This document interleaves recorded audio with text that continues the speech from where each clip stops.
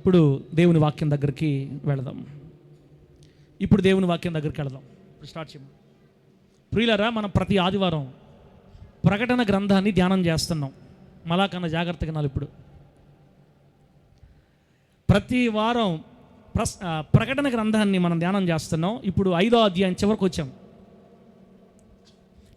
పోయిన వారం మనం ఏం మాట్లాడుకున్నామో జ్ఞాపకం ఉందా ప్రియులారా? చెప్పండి. పోయిన వారం ఏ అంశం మాట్లాడుకున్నాం? Right answer. భలే చెప్పారు జాన్పాలన్న, రాయిలా నువ్వా? పోయిన వారం ఏం మాటలు మాట్లాడుకున్నాం? కొనసాగింపుగా ఎనక దేవదూతల గురించా? కాదు కదా, దేవదూతల గురించి కాదు కదన్నా. స్టార్ట్ చేయాలి మనం తమ్ముడా. ఏందో శక్తి కలిగిన భలే చెప్తున్నారయ్యా మీరా. ఇంతమంది జనాభాలో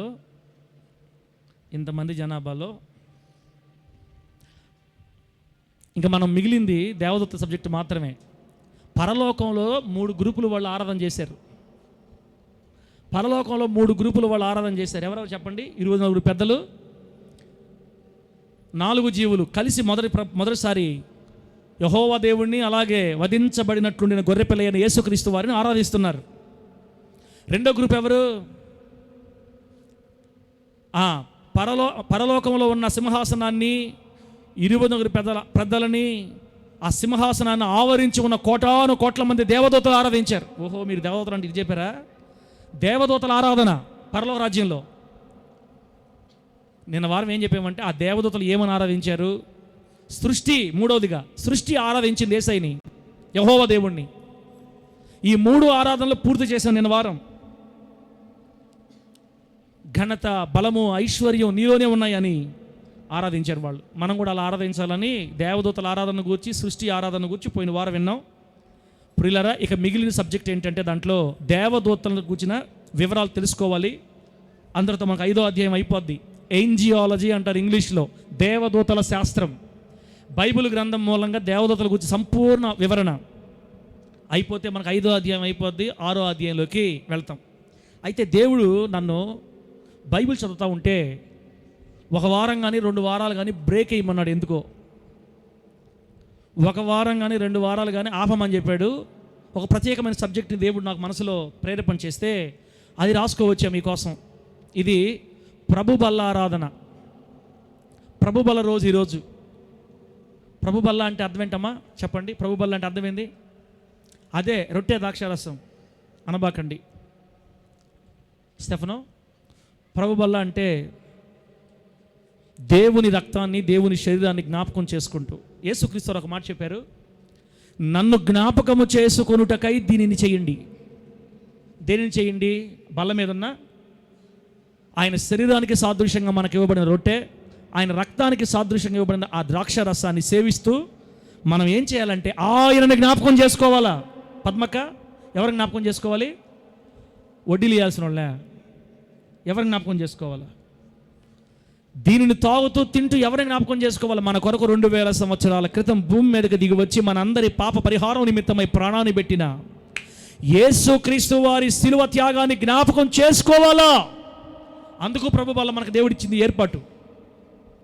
మీకు అర్థమవడానికి, ఇజ్రాయేలీలు ఐగుప్తు దేశంలో నుంచి బయటకు వచ్చారు.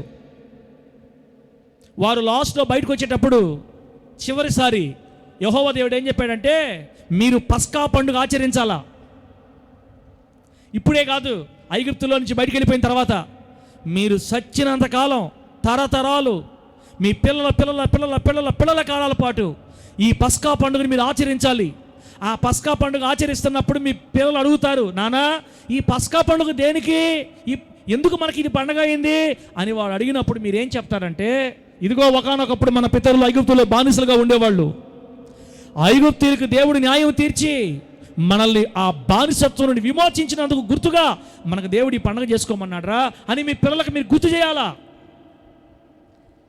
ఇదిగో ఇశ్రాయేలీయులారా, అంత ఈజీగా చెబితే మీ పిల్లలు దాన్ని జ్ఞాపకం పెట్టుకోరు. అందుకని మీరేం చేస్తారంటే, పొంగని రొట్టెలను చేసుకోండి, పులియని పిండితో రొట్టెలు చేసుకోండి, రొట్టెలు చేసుకొని ఆ రొట్టెల్లోకి మీరు ఏం కూర తింటారో తెలుసా? చేదుగా ఉన్న కూర తినాలా. ఏ కూర అంటామా? ఏ కూర? చేదుగా ఉన్న కూర. అప్పుడు మీ పిల్లలు ఆ చేదు తినలేక, నానా వాట్ ఈస్ దిస్, ఏంటి అసలు ఇంత చేదు కూర, తినలేకపోతున్నావు, ఎందుకు చేదు కూర పెట్టావు అన్నప్పుడు అప్పుడు చెప్పండి మీ పిల్లలకి ఏమని, ఈ సిస్టమ్ను మన దేవుడు ఏర్పాటు చేశాడరా. ఎందుకంటే ఒకప్పుడు మన పితరులు ఎలా ఉండేవాళ్ళు? ఎక్కడ ఉండేవాళ్ళు? ఐగుప్తులో ఉండేవాళ్ళు. వాళ్ళని మన దేవుడు విడిపించాడు. అందుకు గుర్తుగా మనకి ఈ పండగ చేస్తున్నాం. అందుకే మీకు దీన్ని జ్ఞాపకం చేయాలనే దేవుడు చేదు కూర తినమన్నాడని చక్కని జ్ఞాపకార్థంగా చేదు కూర నియమించినట్లుగా 2024 సంవత్సరంలో ఉన్న క్రైస్తవులు ఎక్కడ యేసు ప్రభువును మర్చిపోతారేమోనని, ఎక్కడ యేసుక్రీస్తు వారిని తమ స్వలాభానికి ఆరాధిస్తారేమోనని, అసలు యేసుక్రీస్తు వారు ఎవరో తెలియాలంటే మనకి బల్ల క్రమం ఉండాలి. దేవునికి స్తోత్రం కలుగును గాక. ఈ బల్ల దగ్గరకు వచ్చినప్పుడల్లా మనకు ఆరోగ్యం ఇవ్వడానికి ఆయన డాక్టర్ కాదని, మన అప్పులు తీర్చడానికి ఆయన బ్యాంక్ మేనేజర్ కాదని, మన పిల్లలకి పెళ్లి చేయడానికి ఆయన పిల్లల పేరాయి కాదని, యేసయ్యను మనం అలా ఉపయోగించుకోకూడదని, అందుకొరకే మనం యేసును నమ్ముకోకూడదని, అసలు యేసయ్యను మనం ఎందుకు నమ్ముకోవాలో గుర్తు చేసుకోవడానికి, జ్ఞాపకం చేసుకోవడానికి దేవుడు మనకి ప్రభు బల్లని నియమించాడు. దేవునికి మహిమ కలుగును గాక. ఇప్పుడు చెప్పండి, యేసయ్యను మనం ఎందుకు నమ్ముకోవాలా? ఎందుకు నమ్ముకున్నావు? పెళ్ళిళ్ళు పేరాయి ఉంటానికి కాదు. యేసయ్యను ఎందుకు నమ్ముకున్నావు? వడ్డీలు బయట, ఈ వడ్డీలోంచి బయటపడే మార్గం చెప్పిన ఆయన బ్యాంక్ మేనేజరు అని ఆయన అడగడానికి కాదు. మా పిల్లలకి, మా అబ్బాయికి ఏమైనా సంబంధం చూస్తావా అని అనటానికి కాదు. ఈ రోగం తగ్గిస్తావా అని అనటానికి కాదు. అంతకంటే ముఖ్యంగా సర్వ మానవ పాప పరిహారము నిమిత్తమై ఆయనే తన ప్రజలను వారి పాపముల నుండి రక్షించును గనుక ఆయనకు ఇమ్మానుయేలు అని పేరు పెడతారు. మన ప్రభువు మన పాపాలు క్షమించడానికి భూమి మీదకి దిగి వచ్చి ఆయన ప్రాణం పెట్టాడని ప్రతి ఒక్కరూ జ్ఞాపకం చేసుకోవాలని యేసయ్య మనకి ఈ సిస్టమ్ ఏర్పాటు చేశాడు. దేవునికి స్తోత్రం కలుగును గాక. ఈ బల్ల దగ్గరకు వచ్చేటప్పుడు అందరూ తమ్మును తాము పరీక్షించుకొని, వివేచించుకొని, ఏమైనా తప్పిదాలు జరిగి ఉంటే ఒప్పుకొని, విడిచిపెట్టి భయముతో వచ్చి చేతులు వేయాలా. నేను తింటా సిగరెట్ తాగుతా, నేను తింటా సినిమాలు చూస్తా, నేను తింటా తిరగతా, నేను తింటానో నా ఇష్ట ప్రకారం జీవిస్తాను, నేను తింటానంటే చెంపలు వాసిపోతాయి. తర్వాత కొంతమంది వ్యాధిగ్రస్తులు అయిపోయారు, కొంతమంది బలహీనులు అయిపోయారు, కొంతమంది ఊరికి ఉత్తరానికి మోసుకోపోయారు సమాధి మీద, పాడి మీద. చచ్చిపోయిన వాళ్ళు కూడా ఉన్నారని బైబిల్ రాయబడింది. ఇది అంత ఆషామాషి కాదు బల్లంటే. దేవుని బిడ్డ, ఆయనని జ్ఞాపకం చేసుకోవటానికి మనకు దేవుడి సిస్టం నియమించాడు. పోటీలు పడి తింటున్నారు. ఏందో కొంతమంది ఇక్కడికి వచ్చి పోటీలు పడి ఎప్పుడు చపాతి అన్నట్టు, అసలు పెట్టకపోతే ఫీల్ అయిపోతున్నారు వాళ్ళు. 2 ముక్కలు దొరికినాయి, 4 ముక్కలు తినాల్సి ఉంటే, అయ్యా అంత ఈజీగా తినకూడదు అయ్యా దీన్నే. ఇక్కడ విమర్శించుకొని, ఎవరిని ఎవరు పరీక్షించుకొని, సరిదిద్దుకొని, కన్నీళ్లతో వచ్చి చేతులు వేయాలా. బల్లనే వదలను, వాటిల్ని వదలను అన్నట్టున్నారు. మీ ఇష్టం, చెప్పడం మా బాధ్యత. కాబట్టి ఈ బల్లారాధనలో యెహోవా యేసుక్రీస్తు వారి శిలువ త్యాగాన్ని జ్ఞాపకం చేసుకుంటూ మనం చేతులు చేయాలి. కాబట్టి ప్రియులారా, ఒక ప్రత్యేక సందర్భాన్ని దేవుడు మీకు జ్ఞాపకం చేయాలని చెప్పాడు. ఆ ప్రత్యేక సందర్భాన్ని జ్ఞాపకం చేసి మనం ప్రభు బల్లో చేతులేద్దాం. నా మాట అర్థమైతే గట్టిగా హల్లెలూయా అని చెప్పండి. చెప్పండి గట్టిగా హల్లెలూయా. కన్నులు మూసి ఉన్న వాళ్ళలారా మీ కళ్ళల్లోకి దేవుని జీవం వచ్చును గాక. కళ్ళు మూసి ఉన్న వాళ్ళలారా దేవుని అగ్ని అగ్ని అగ్ని ఎక్కడికి? కళ్ళల్లోనికి మంటలు పుట్టును గాక. ఆల్రెడీ మా కళ్ళు మంటలు పుడుతున్నాయి సార్, రాత్రి నిద్రలేక. మళ్ళీ నీ మంటలు ఎందుకు మాకు? అమ్మా తీయండి. ఒక ప్రత్యేకమైన సందర్భాన్ని మనం ధ్యానం చేద్దాం ప్రభు సన్నిధిలో. పేతురు గారు రాసిన రెండో పత్రిక మొదటి 3 వచనాలు నేను చదువుతున్నాను, ఆలకించండి. పేతురు గారు రాసిన రెండో పత్రిక 2వ అధ్యాయం మొదటి 3 వాక్యాలు. మరియు అబద్ధ ప్రవక్తలు ప్రజలలో ఉండిరి, అటువలనే మీలోనూ అబద్ధ బోధకులుందురు.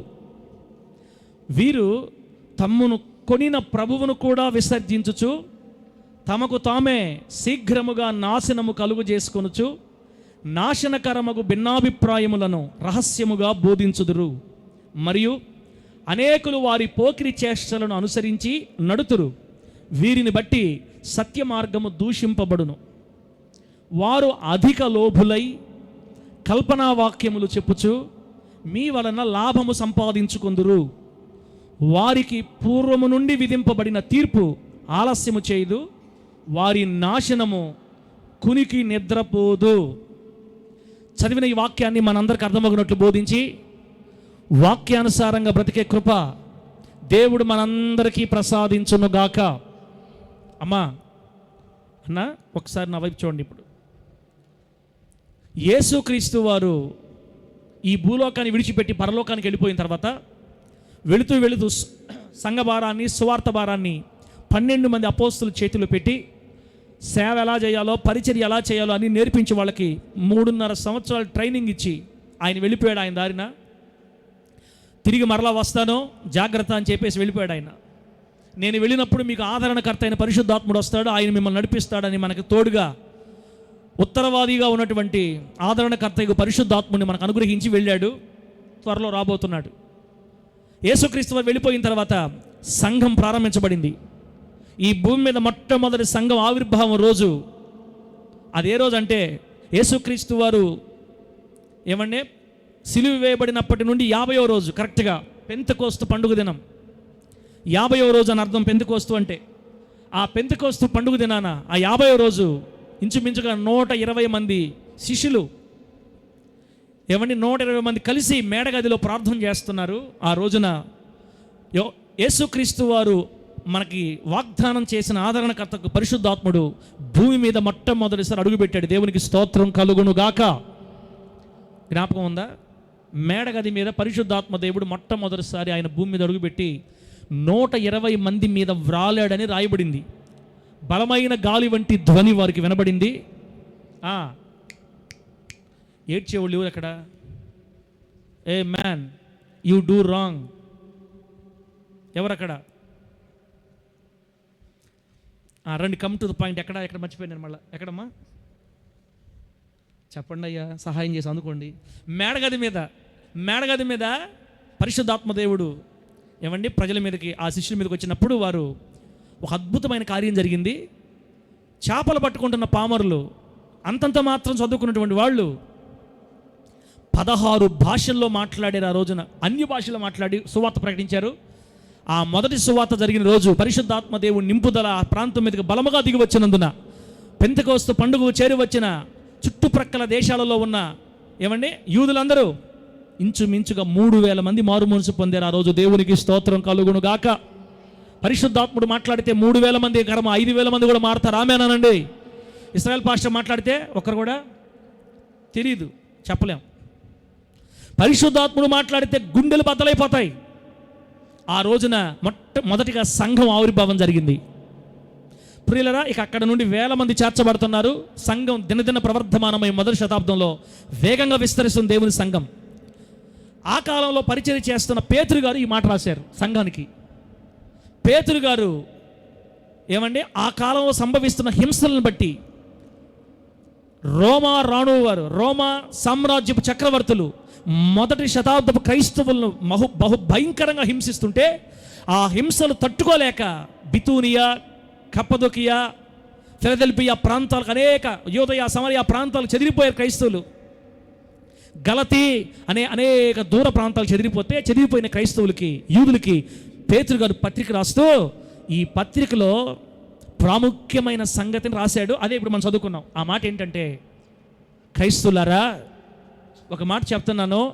మన పూర్వపు దినాలలో, మన పితరుల దినాలలో జ్యోతిరాజు మన పూర్వపు దినాలలో అబద్ధ ప్రవక్తలు ఉండేవాళ్ళు. పాత నిబంధన కాలంలో అబద్ధ ప్రవక్తలు, వాళ్ళు ప్రవక్తలు కాదు, అబద్ధ ప్రవక్తలు.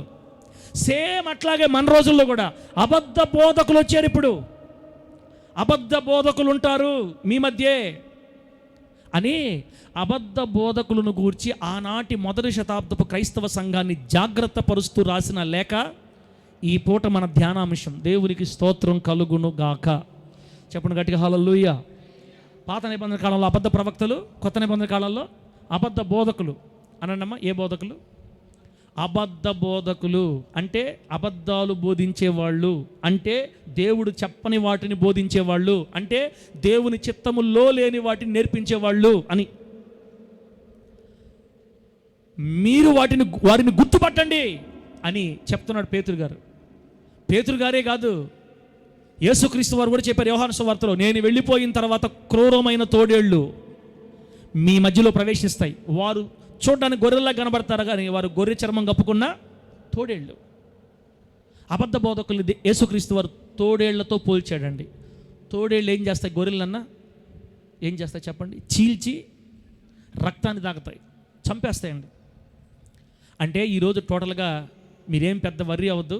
ఈరోజు ప్రభు మనకి ఏం నేర్పించకున్నాడంటే, ఎవరు నిజ బోధకులు, ఎవరు అబద్ధ బోధకులు గుర్తుపట్టాలి. మన సంఘం కూడా, దైవజనుడిగా నా మీద కూడా బాధ్యత ఉంది. ఈ అంత్య దినాలలో చాలామంది మోసపోతున్నారు, చాలామంది వలలో చిక్కుకుపోతున్నారు. ఎవరు నిజమైన నోటో, ఎవరు నకిలీ నోటో అర్థం కావడంలా. 500 రూపాయల కాగితం 500 రూపాయల కాగితం లాగే ఉండదు చూసేదానికి, కానీ అది దొంగ నోటా మంచి నోటా దాని గురించి తెలిసిన వాళ్ళకి తప్ప ఎవరికి అర్థం కాదు. బ్యాంకుల్లోకి వెళితే 500 రూపాయల నోటు నకిలీదా నిజమైందా కనిపెట్టాలంటే ఒక 15 గుర్తులు రాసుంటారంట. 15 గుర్తులు రాసుంటారు. దాన్ని బట్టి మనం దాన్ని నిజ నోటుగా నిర్ధారణ చేయొచ్చు. అలాగే యేసుక్రీస్తు వారి కాలంలోనే వచ్చేసారు అబద్ధ ప్రవక్తలు, అబద్ధ బోధకులు. పేతురు గారి రోజుల్లోనే, అంటే 2000 సంవత్సరాల క్రితమే అబద్ధ బోధకులు వచ్చారు భూలోకం మీదకి, లోకం మీదకి. ఇప్పుడు చెప్పండి, మన రోజుల్లో ఉన్నారా లేరమ్మా? మన రోజుల్లో ఉన్నారా లేరా? ఒకవేళ ఇశ్రాయేల్ పాస్టర్ అయినా కూడా మీరు ఆశ్చర్యపోవాల్సిన అవసరం లే.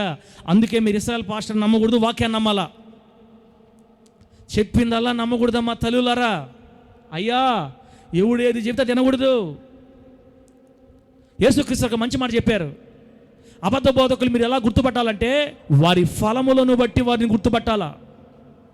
ఒక చెట్టు మంచిదా కాదా తెలియాలంటే దాని పండును బట్టి మనం చెప్పాలి. అలాగే వారి క్రియలను బట్టి మీరు వారిని గుర్తుపట్టండి.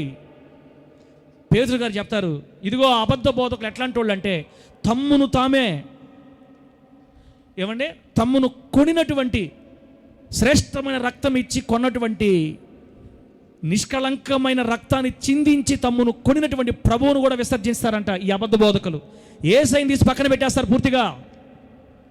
దీని మూలంగా వాళ్ళు తమకు తామే శీఘ్రంగా నాశనం అయిపోతారని చెప్తుంది వాక్యం. ఆ శీఘ్రముగా నాశనం అయిపోయే వాళ్ళ మాటలిని వాళ్ళని వెంబడిస్తే మనం కూడా శీఘ్రంగా నాశనం అయిపోతాం. ప్రియులారా, ఇలా అనేక విషయాలు పేతురు గారు అక్కడ రాస్తా వచ్చాడు. ఆ అబద్ధ బోధకులంట భిన్నాభిప్రాయాలు బోధిస్తారు. అంటే బైబిల్లో ఉన్న వాటిని కాకుండా రకరకాల అర్థాలు తీసి మెంట్లో వచ్చేటట్టు ఏదేదో చెప్తారు, ఏవేవో బోధిస్తారు. అది విన్న మనకి ఏమైపోద్ది అంటే, ఇదే కరెక్ట్ ఉన్నట్టుంది. ఇశ్రాయేల్ పాస్టర్ ఏం చదువుకున్నాడు అసలు, ఆయన ఏమి బైబిల్ ట్రైనింగ్ చేశాడు, ఏదో 4 మాటలు చెప్తుంటాడు, ఇతను బైబిల్ స్కాలర్, ఇతను చెప్పేది కరెక్ట్గా ఉందని భిన్నాభిప్రాయములు, చక్కని మాట, నాశనకరమగు భిన్నాభిప్రాయాలు, భిన్న బోధలు, ఇంతవరకు వినని బోధ, ఆ భిన్నాభిప్రాయాలు నాశనాన్ని కలిగించే ఆ అభిప్రాయాలు, ఆ బోధలు విన్నామంటే నాశనం అయిపోతామని వాక్యం సెలవిస్తుందండి.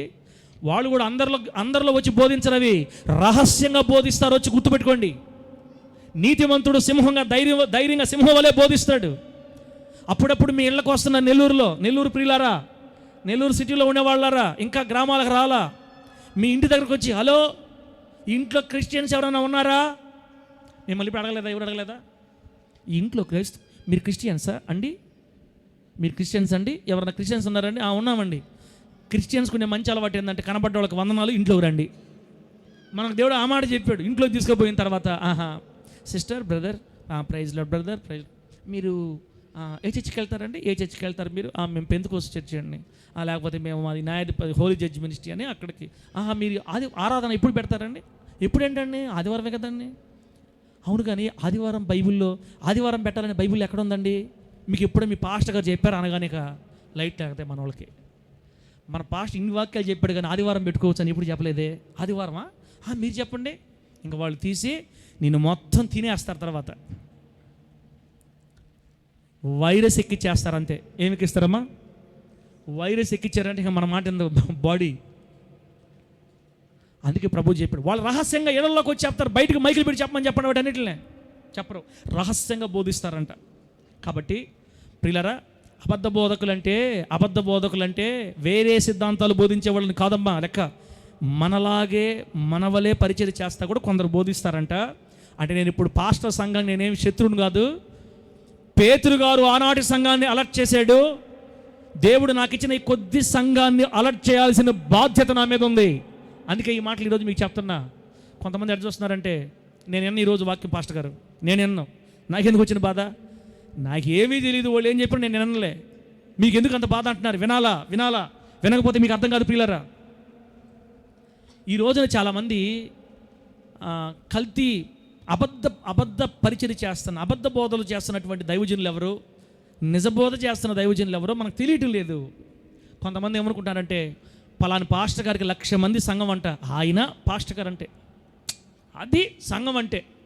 అబ్బా 35,000 మంది 40,000 మంది పోతున్నారు సంఘానికి, అదే సంఘం అంటే. ఈయనకే 10 మంది, ఈయన సంఘం కాదు అని ఈ రోజుల్లో చాలామంది పాస్టర్ల యొక్క వస్త్రాలను బట్టి, పాస్టర్ల యొక్క మెయింటెనెన్స్ని బట్టి, పాస్టర్ల యొక్క అభివృద్ధిని బట్టి, సంఘాల యొక్క సంఖ్యను బట్టి, సంఘాల్లో ఉన్న జనాభాను బట్టి, సంఘాల విస్తరణను బట్టి మనం లెక్క కడుతున్నాం. తప్పు మన అంచనా తప్పు. అట్టని ఇప్పుడు 1,00,000 మంది వచ్చే వాళ్ళందరూ చెడ్డోళ్ళు నేను చెప్పట్లేదమ్మా. మనం వాక్యంలో చూద్దాం ఎవరు అబద్ధ బోధకులు, ఎవరు నిజబోధకులు. వాక్యానుసారంగా వెళితే మనకు అర్థమైపోద్ది. ప్రియులారా, ఎవరిని కూడా విమర్శించే అధికారం మనకు లేదు. యేసయ్య మనకు హక్కీలా. తీర్పులో అందరూ లెక్క చూస్తాడు దేవుడు అందరినీ. అయితే ఈరోజు మీకు నేనేం చెప్పాలనుకుంటున్నానంటే, బైబిల్ ప్రకారం పాస్టర్ అంటే ఎవరు, అది అంశం పేరు రాసుకోండి. బైబిల్ ప్రకారం పాస్టర్ అంటే ఎవరు గుర్తుపట్టాలి, మీరు జ్ఞాపకం పెట్టుకొని ఉండాలి. ఒకవేళ ఏదైనా దైవజనుడిని మీరు చూడాలనుకున్నప్పుడు వెంటనే బైబిల్ పక్క తీసుకురావాలి ఆ పాస్టర్ గారిని. బైబిల్లో చెప్పినట్టుగా బోధిస్తున్నారా, బైబిల్కు దూరంగా బోధిస్తున్నారా? ఈ వాక్యం అయిపోయిన తర్వాత ఇశ్రాయేల్ పాస్టర్ని కూడా మీరు బైబిల్లోకి తీసుకురావాలా.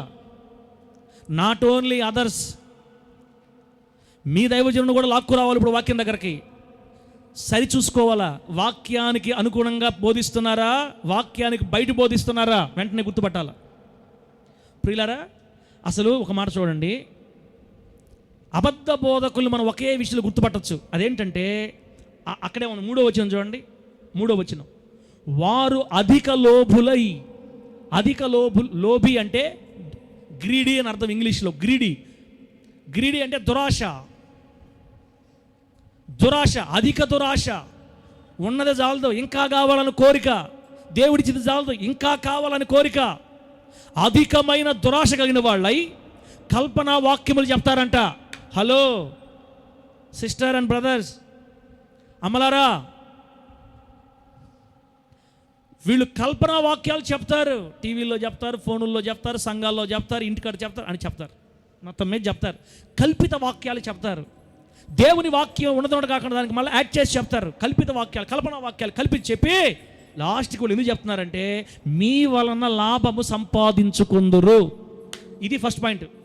మనము నకిలీ నోట, డూప్లికేట్ నోట, మంచి నోట తెలిసిపోవాలంటే ఫస్ట్ పాయింట్ చెప్పాడు ఇక్కడ యేసయ్య. మీ వలన లాభము సంపాదించుకోవాలని చూసే ప్రతి ఒక్కరిలోకి ఈ అబద్ధ బోధ చేసే దురాత్మ ప్రవేశించడానికి గుర్తుపట్టాలా. మనం ఆ దైవజనుని విమర్శించకూడదు, దూషించకూడదు, తిట్టకూడదు. అతని లోనికి ప్రవేశించింది ఏ ఆత్మ? అబద్ధ బోధ చేసే దురాత్మ. వెంటనే గుర్తుపట్టి అవసరమైతే వారి గురించి ప్రార్థన చేయాలి, లేకపోతే వాళ్ళకి కాస్త దూరంగా జరగాలి అని దేవుని వాక్యం.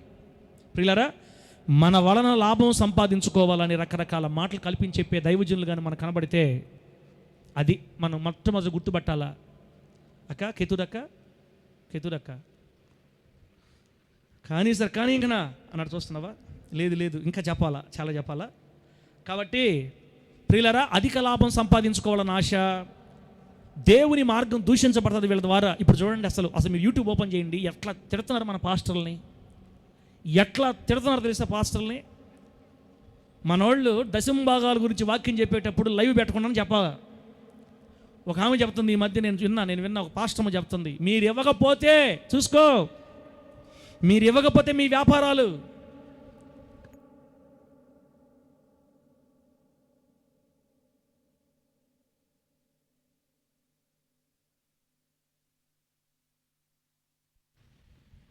చెర్రి బాగా విన్నాడక. దేవుడి నామానికి మహిమ కలుగును గాక. చెప్పండి గట్టిగా హల్లెలూయా. కాస్త నవ్వండి తమ్ముడా, అప్పుడప్పుడు పళ్ళు చూపిస్తుంది తమ్ముడా, మరి ఇంత సీరియస్గా ఉంటేట అన్న. మీరు చెప్పే విధానం చూస్తే మాకు నవ్వాడు వస్తుందన్నా, మాకే అదురు పుడుతుంటే ఇప్పుడు పుట్టాల. నాకు పుట్టింది ఫస్ట్, ఇప్పుడు మీకు పుట్టిస్తున్నా నేను.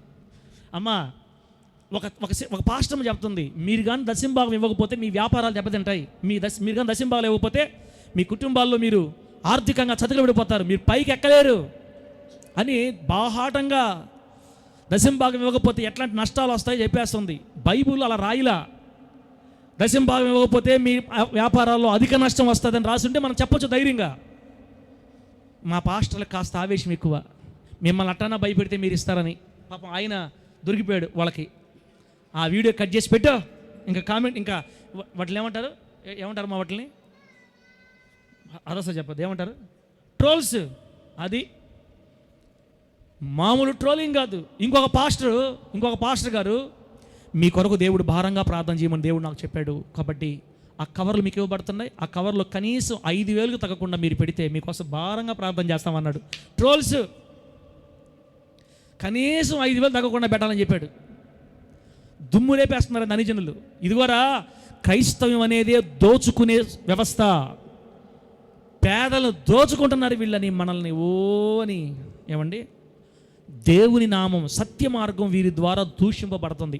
ఏ పాస్టర్ ద్వారా అయితే సత్య మార్గానికి దూషణ వస్తుంటుందో, మనం నకిలీ దురాత్మ, అబద్ధ బోధ దురాత్మ చేసింది ఈ వ్యక్తులు కానీ వెంటనే గుర్తుపట్టాల. మన ద్వారా యేసు నామానికి ఏం రాకూడదు చెప్పండి? ఏమి రాకూడదు? ఏమి రాకూడదు? దూషణ రాకూడదు. మహిమ రాకపోయినా పర్వాలేదు, దూషణ మాత్రం రాకుండాన్నట్లుగా మనం జాగ్రత్త పడాలి ప్రియులారా. అందుకనే ఇక మన మందిరంలో దశంభాగం అనే పదవి వినపడదులే మీకు. యేసు నామంలో మీరు ధనులేకనా. ఇంకా ముందుకెళ్దాం, మనం ఫస్ట్లోనే ఉన్నాం. ఇంకా ప్రియులారా, అసలు ఈ రోజుల్లో ఎవరు ఘనమైన దైవజనులు, ఎవరు దేవుని చిత్తానుసారంగా సేవ చేస్తున్నారు, ఎవరు బైబిల్ ప్రకారం నిజమైన పాస్టర్లు, లేదా పాస్టర్ అంటే ఎవరు అసలు వాక్యానుసారంగా అని క్లుప్తంగా వివరంగా మనం చూస్తూ వెళితే, ఏమండి, చక్కని విషయాలు దేవుడు మనతో మాట్లాడతాడు. టకటక మనం చూద్దాం. ఒకసారి ఇర్మియా గ్రంథం దగ్గర రండి. ఇర్మియా గ్రంథం 14వ అధ్యాయం 14వ వచనాన్ని 15వ వచనాన్ని చదువుతాం. తర్వాత ఒక్కొక్క పాయింట్ చెప్తాను మీకు, ఎవరు నిజమైన దైవజనులు, ఎవరు వాక్యానుసారంగా దేవుడు పంపిన ప్రవక్తలో చూద్దాం. చూడండి, ఇర్మియా గ్రంథం 14వ అధ్యాయం 14-15 వాక్యాలు చదివితే, యెహోవా నాతో ఇట్లనేను, ప్రవక్తలు నా నామమును బట్టి అబద్ధములు ప్రకటించుచున్నారు, నేను వారిని పంపలేదు, వారికి ఆజ్ఞ ఇయ్యలేదు, వారితో మాట్లాడలేదు, వారు అసత్య దర్శనమును, శకునమును, మాయాతంత్రమును, తమ హృదయమును పుట్టిన వంచనని ప్రకటన చేయుచున్నారు. కావున నేను వారిని పంపకపోయినను, నా నామమును బట్టి ఖడ్గమైనను క్షామమైనను ఈ దేశంలోనికి రాదని చెప్పుచు అబద్ధ ప్రవచనములు ప్రకటించు ప్రవక్తలను గూర్చి యెహోవా ఈలాగు సెలవిచ్చుచున్నాడు. ఆ ప్రవక్తలు ఖడ్గము వలనను క్షామము వలనను లయమగుదురు అని రాయబడింది. పాత నిబంధనలో అబద్ధ ప్రవక్తలను గూర్చి వాక్యం ఇది. కొత్త నిబంధనలో అబద్ధ బోధకులను గూర్చి మనం నాకు చదివాం, పేతురు గారు రాశారు. టోటల్గా ఆనాటి సంఘాన్ని, ఈనాటి సంఘాన్ని పీడిస్తున్న సమస్య దేవుడు పంపని సేవకులు బోధిస్తున్న బోధ. దేవుడు పంపని బోధకులు బోధిస్తున్న బోధ మహా విషాదకరమైన సంగతి చెప్తున్నాను బిడ్డలారా, రాసుకోండి నోట్స్లో. ఈరోజు దేవుడు పంపిన సేవకుల దగ్గర చాలా తక్కువ మంది జనాభా ఉన్నారు, దేవుడు పంపని సేవకుల దగ్గర విస్తారంగా జనాభా అయిపోయారండి. అందుకే మరి సువార్తలో యేసుక్రీస్తు వారు చెప్పారు, మీరు ఇరుకు మార్గంలో ప్రవేశించడానికి పోరాడండి. ఆ మార్గం ఇరుకును సంకుచితమునై ఉన్నది, దానిని కనుగొనేవాళ్ళు కొందరే. నాశనమునకు పోవు ద్వారము వెడల్పును బహు విశాలమై ఉంది, అందరూ దానిలోకి పోయే వాళ్ళందరూ విశాలంగా ఉంది కాబట్టి హ్యాపీగా వెళ్ళిపోతారు, అందరూ దాంట్లోనే ఉన్నారు. కొద్ది మంది మాత్రమే జీవ మార్గంలో ఉన్నారండి, ఇరుకు మార్గంలో ఉన్నారు. దీన్ని బట్టి మీరు గుర్తుపట్టాలి. జనాభాను బట్టి మనము ఫలానా సంఘం 2,000 మంది ఉన్నారు కాబట్టి ఆయన నిజమైన సేవకుడు అని చెప్పడానికి వీల్లేదు. ఇప్పుడు వీల్లేదు. ఫలానా ఆయన దగ్గర 30,000 మంది పోతున్నారంటే ఆయనే వాక్యానుసారమైన అని చెప్పలేం. అట్లాగని వాళ్ళందరూ అలా 1,000 మందిని కలిగి ఉన్న సేవకులందరూ అబద్ధ బోధకులని మనం చెప్పకూడదు. అందుకే మనం వాక్యం దగ్గర తీసుకురావాలి పాస్టర్లందరినీ. ఇప్పుడు నన్ను కూడా లాక్కోరండి ఆ వాక్యం దగ్గరికి మీరు ఇప్పుడు. ప్రియులారా, ఈ మాటలు ప్రభు మనకి ఎందుకు చెప్తున్నాడు? జాగ్రత్త. వారు నరకానికి వెళ్ళిపోతారు, వారిని అనుసరిస్తున్న వాళ్ళు కూడా చెప్పండి ఎక్కడికి వెళ్ళిపోతారు? నరకానికి వెళ్ళిపోతారు రేపు. అబద్ధ బోధకులు వెంబడిస్తున్న వాళ్ళు కూడా వారితో పాటు ఖడ్గము వలన, క్షామం వలన వాళ్ళు లయమైపోతారని పాత నిబంధనలో, వారి కొరకు సిద్ధపరచబడిన నిత్య నాశను ఆలస్యం చేయదని కొత్త నిబంధనలో రాయబడింది. కాబట్టి దేవుని వాక్యానుసారంగా బోధ చేయని సేవకులందరూ రేపు ఇబ్బంది పడతారు. వారిని నమ్ముకున్న విశ్వాసులందరూ కూడా అందరూ కలిసి కట్టగట్టుకుని పడద్రోయబడతారు ఆరని అగ్ని గంధకాలతో మండే గుండంలో. జాగ్రత్త. నీ వెంబడిస్తున్న సేవకుడు వాక్యానుసారంగా నిజమైన పాస్టరా? నీవు అనుసరిస్తున్న సేవకుడు వాక్యం దగ్గర ఫెయిల్ అయిపోయాడా, పాస్ అవుతున్నాడా? ముందుకెళ్ళి చూద్దాం మనం. ఇప్పుడు రాసుకోండి. మొదటగా మనం ఎవరి గురించి చూద్దామంటే, దేవుడు పంపని దైవజనులు. ఇప్పుడు మనం చదివాము ఇర్మీయా గ్రంథంలో, నేను వారిని పంపలేదు, నేను వారిని పిలవలేదు, నేను వారికి సేవ చేయమని చెప్పలేదు, ప్రకటించమని చెప్పలేదు, అయినా వాళ్ళు వచ్చి ప్రకటిస్తున్నారు. అంటే ఈ రోజుల్లో దేవుడు పిలవకపోయినా వచ్చి సేవ చేసే పాస్టర్లు ఉన్నారండి. ఇప్పుడు సేవ ఎలా అయిపోయింది తెలుసా? ఏ పని లేకపోతే సేవ చేసుకోవచ్చు. ఇప్పుడు అటైపోయింది. ఇప్పుడు ఏ పని లేకపోతే సేవే ఒక మార్గం అయిపోయింది. పెట్టుబడి పెట్టి ఒక పెద్ద ఇంత మాత్రం మందిరాన్ని ఒక 5 లక్షలు పెట్టి కట్టుకుంటే సంవత్సరం తిరిగేలోపు హ్యాపీగా 100 మంది ఊడిపోతున్నారు. ఎవరు వాళ్ళు? హితబోధకు చెవినీయక దురద చెవులు గలవారై తమ స్వకీయ దురాశలకు అనుకూలమైన బోధకులను పోగు చేసుకునే గుంపే కల్పనా కథల వైపు తిరిగే కాలం ఇప్పుడున్న వచ్చేసాం. కాబట్టి గుంపు తయారైపోతుంది. మందిరం కట్టుకుంటే చాలు జరుగుబాటు అయిపోద్దని అనేక మంది ఆలోచిస్తున్నారు. చాలామంది దేవుడు పిలవకపోయినా వచ్చి సేవ చేస్తున్నారు. ప్రియులారా, మీరు ఈ పాయింట్ నోట్ చేసుకోవాలా? ఈ కాలంలో దేవుడు పంపిన సేవకులతో పాటు దేవుడు పంపని సేవకులు కూడా లోకంలో చలామణి అవుతున్నారు. గుర్తుబట్టి జాగ్రత్త పడాలి అంతే. వాళ్ళ మీద మనం కోర్టు కేసులు చేయాల్సిన అవసరం లే. ఏంట్రా కోర్టు కేసు అందరి మీద అని అంటానికి మనకు అధికారం లేదు. పిలవకపోయినా వస్తున్నారు, చెప్పమనకపోయినా చెబుతున్నారు. గుర్తుపట్టాలి. ఇప్పుడు చూద్దాం దేవుడు పంపని దైవజనుల గుణగణాలు ఎలా ఉంటాయో. దేవుడు పంపని దైవజనులు అంటే దేవుని పిలుపు లేకుండా వచ్చిన సేవకులు ఎలా ఉంటారో వారి క్రియలు బట్టి మనం గుర్తుపడతామని చెప్పాడు కదా. బైబిల్లోనే ఉంది. ఒక్కొక్కటి మీకు చెప్తాను. ఇప్పుడు నేను చెప్పే మాటలు ఎక్కడుంటాయంటే, మూలవాక్యం చదివాం కదా, మరి పేతురు 2వ పత్రిక మనం చదివిన మూలవాక్యం 2వ అధ్యాయం 1-3 వచనాల ప్రకారం చెప్తున్నాను. నంబర్ 1, దేవుడు పంపని సేవకులు యేసుక్రీస్తు వారికి ఏమాత్రం స్థానం ఇవ్వకుండా తమ్మును కొనిన ప్రభువుని విసర్జించి పక్కన పడేస్తారు. ఏ దైవజనుడైతే బోధించే బోధ యేసుక్రీస్తు వారికి అనుగుణంగా ఉండదో, మీకు ఇంకా అర్థం అవ్వాలంటే ఇసాకన్నా ఫ్రమ్ మర్రిపాడు, ఇసాకన్నా వినాలా? ఏ దైవజనుడు బోధిస్తున్న బోధ యేసుక్రీస్తు వైపు మనల్ని తీసుకెళ్లకుండా లోకం వైపు నడిపిస్తుంటుందో వెంటనే గుర్తుపట్టాలి, ఇతన్ని దేవుడు పంపలేదు అని. యేసయ్యని విసర్జిస్తారు, ప్రభువును పక్కన పెట్టేస్తారు, సిలువను పక్కన పెట్టేస్తారు, సువార్తను పక్కన పెట్టేస్తారు. మనుషులు వేరే వాటి వైపు నడిపిస్తుంటారండి. ఈ మధ్య ఈ వాక్యాలు ఎక్కువైపోయినాయి. ప్రాస్పరిటీ గాస్పల్ అంటారు. పద్మక్క ఇది వినకపోతే పడిపోతావు. పద్మక్క ఈ మాట వినకపోతే పడిపోతాం మనం. మన బిడ్డని ఈ మధ్య ఎవరో పిలిచారంట, అమ్మా మనము భద్రాచలం కానీ పోయామంటే, భద్రాద్రి కొత్తగూడెం పోయామంటే అరటి పండ్ల మీద అరటి పండ్లు ఇస్తున్నాడు ఆయన. ఒక్క అరటి పండు తెచ్చుకున్నామంటే మన జీవితాలు. ఇప్పుడు ఆ పాస్టర్ గారి విశ్వాసులు యేసయ్య వైపు తిప్పాడా, అరటి పండ్ల వైపు తిప్పాడా? సలోమక్క చెప్పు సలోమక్క, దేని వైపు తిప్పాడు? విశ్వాసులు అరటి పండు వైపు తిప్పేస్తున్నాడు. ఆమె పోయేది కాకుండా మన బిడ్డను కూడా పిలిచిందంట. దేవుడు దయ వల్ల కొంచెం మంచి పెంపకం పెంచాం కాబట్టి మేము ప్రార్థన చేస్తే, మేము భక్తి చేస్తే నెల్లూరులో మా చర్చిలోనే చేసుకోవచ్చమ్మా. మా భక్తి మా చర్చికే చాలట్లేదు, ఇంకా ఆడకేం వచ్చి చేస్తాంలే, అది పెద్ద చర్చి అంట కాబట్టి నువ్వు పోలే, మాకు ఈ సేవ చాలు, ఈ సేవకుడు చాలు అని చెప్పిందట ముఖం మీద. అట్ట మంచి బిడ్డని ఇచ్చిన దేవునికి మహిమ కలుగును గాక. అన్న ఏ పండ్లు ఉన్నాయన్నాడా? అరటి పండ్లు. ఇక్కడ మన ఒంగోలు జిల్లాలో మామిడాకులు ఉన్నాయి. ఈ మధ్య కొత్తగా వచ్చింది మళ్ళీ ట్రెండ్, అంజూరపు పండు. యేసయ్య మీద కాదు విశ్వాసం తిప్పింది ఈ రోజున. ఏ పండు మీదకి? అంజూరపు పండు మీదకి. అంటే బిడ్డలారా, వాళ్ళ సేవ అంతా తప్పని నేను చెప్పట్లేదు. తప్పిపోయారు, దారి తొలగిపోయారండి. వాళ్ళని తెలియకుండా దారి తొలగిపోయారు. వాళ్ళ గురించి మనం ప్రార్థన చేయాలి. వాళ్ళ మార్గాలను అనుసరించకూడదు. నేను చెప్పేది తింటున్నారు కానీ ఇక్కడ దొంగలు లేరా? ఇక్కడ దొంగలు లేరా చెప్పండి? ఎవరన్నా కానీ మన ఏరియాలో ఎవరన్నా ప్రార్థనలు పెట్టి దయ్యాలు భలే పోతున్నాయంట అంటే కొంతమంది గుడకలు మింగట్లా. మా పాస్టర్ దగ్గర ఒక్క దెయ్యం కూడా పోవట్లా. ఈ పాస్టర్ వచ్చాడు, పాస్టర్ వచ్చాడు, దెయ్యాల స్పెషలిస్టు. నా ప్రియమైన దేవుని బిడ్డలారా, తమ్మును కొనిన ప్రభువును విసర్జించి యేసు వార్తను కాకుండా పక్క వార్తలు బోధిస్తుంటారు. నంబర్ 1. రెండో పాయింట్, నాశనము కలుగజేయు అనేక భిన్నాభిప్రాయాలు రహస్యంగా బోధిస్తుంటారండి. రెండో పాయింట్, నాశనం కలుగజేసే బోధ. మీరు యేసయ్య నామంలో బాప్తిసం పొందితే మీరు పరలోకానికి పోరు అని ఒక ఆయన, యెహోవా నామంలో పొందాలి బాప్తిసం అని ఒక ఆయన, జెండా కింద పొందాలని ఒక ఆయన, అసలు నీళ్ళే అవసరం లేదని ఒక ఆయన, అసలు బాప్తిసమే అవసరం లేదు ప్రార్థన చేసుకుంటే చాలని ఒక ఆయన. వీళ్ళందరూ లోగుట్టుగా రకరకాలు బోధిస్తున్నారు. వాక్యం ఏం చెప్పింది చూడరు.